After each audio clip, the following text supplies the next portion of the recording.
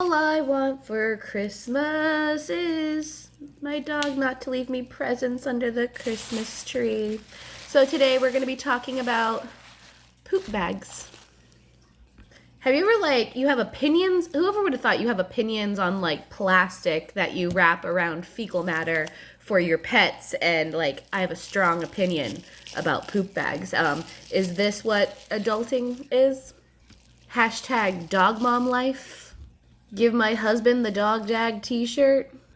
Because let's be honest, not all poop bags are created equally, even the free ones. So let's dive into poop bag pandemonium. Hi guys, Amber Van Denzen here, Attaboy Animal Care, veterinary technician, 13 years, degree in animal sciences, and apparently a poop bag connoisseur. So let's get chatting about poop bags and which ones you should be buying. And not all are created equally. So we're going to talk about a few different types of poop bags. Compostable, biodegradable, recycled, cheap AF, and last but not least, the free kind. And judge me about my Christmas background, Halloween, Christmas, Kwanzaa, whatever. It's cute. And why not? And we're talking about those little gifts our pets give us every single day. I mean, if that doesn't get you in the spirit. So first, let's talk about compostable poop bags. This bag here says it's 100% compostable, a poop bag. So what exactly does that mean? So first and foremost, compostable bags usually mean they're able to break down with compost, so using nature to break down and go back into nature and not have any plastics or break into microplastics that can harm the environment. These are typically made out of cornstarch, corn, or byproducts such as other plants and things like that. How long it takes for them to degrade really depends on the environment that they're exposed to. Even a compostable bag can take up to a year to break down in a traditional landfill. And then if you do it at home-based type compost, in the ground type situation specifically for pet waste, it can take usually approximately 12 weeks, so 3 months. And not all are created equally. They should have some type of labels down here telling you what they've been tested and approved for. This is where I throw around fancy certification numbers like EN13432 and ASTM64000, which denotes them for saying that they've been tested for how long it takes for them to degrade and if they're approved to do for at-home compost. And this applies to all components of the bag, including the ink, because yes, the ink cannot be compostable, but the bag could potentially. Some warning signs to look out for. If it says it breaks down less than 2 months, it's sketchy. The next type of poop bags we can talk about is biodegradable. So biodegradable is kind of like for that person who can't decide what they want for dinner, so they get a little bit of everything. It typically has plant-based items in it, so it'll usually say a percentage of what is in the bag itself is plant-based, but it typically can also contain plastics or microplastics. So for an example, this one has a USDA certification that said it's certified bio-based, and it's 38% plants.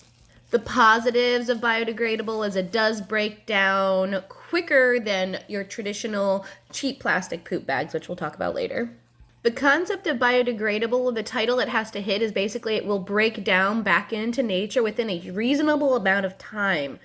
And it's so generic that so much can click into that's why a lot of companies use the biodegradable title to kind of green tag or greenwash something for the earth conscious persons that maybe haven't done a ton of research on it, but it looks good at first sight.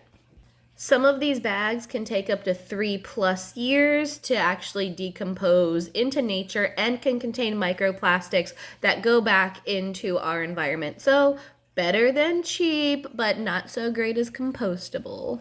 Then we have our recyclable or recycled, made from recycled ingredients. This typically means it's reused plastics, so traditional plastics that are reused at least to make these poop bags, which then cannot be reused again because they're obviously going to be contaminated with fecal matter. So recycled bags or bags made of recycled materials typically include obviously your plastics and your microplastics because that's what they're using and recycling into this type of product.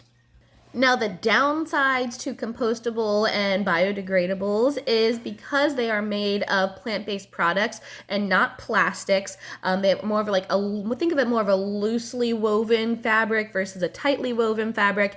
They don't hold the smell in as much. So when you are walking the dog after picking up these poop baggies, you're gonna smell the fecal matter, and they tend not to have fake scents or unnatural scents in them, obviously, or that would also contribute to the unhealth or unsafety of our environment. Then you have your bags that are cheap AF.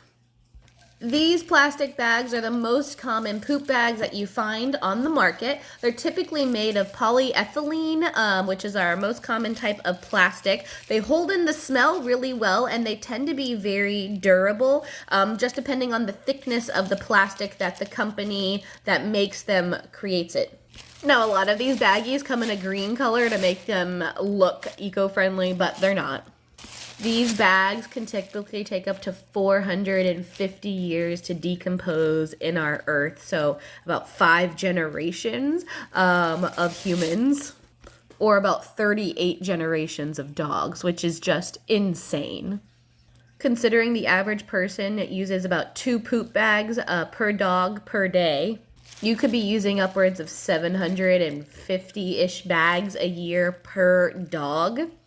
But that's the most common ones found on the market, and obviously the cheapest option. And also they tend to come in scents to deter from the fecal smell while you're walking your dog.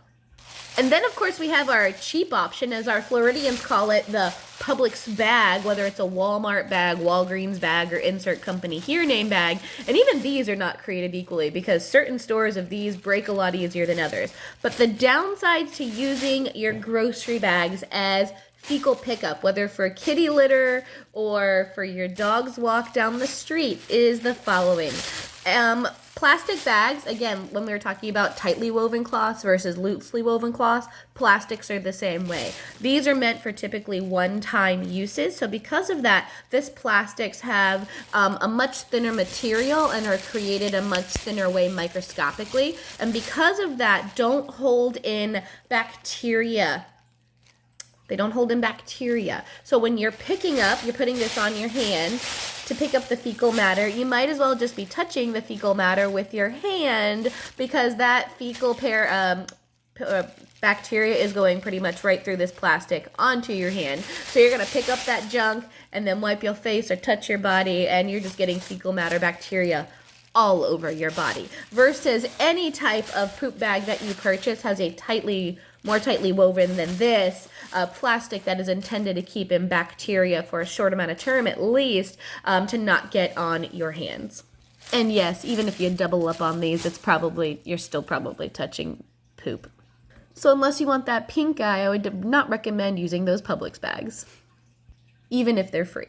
Now, of course, there's some caveats to any poop bag, just like any industry. There are some options like water soluble, which could be technically disposed of in the toilet, and they break up kind of like toilet paper. And then the fecal waste can be disposed of into a typical waste receptacle, such as a trash can.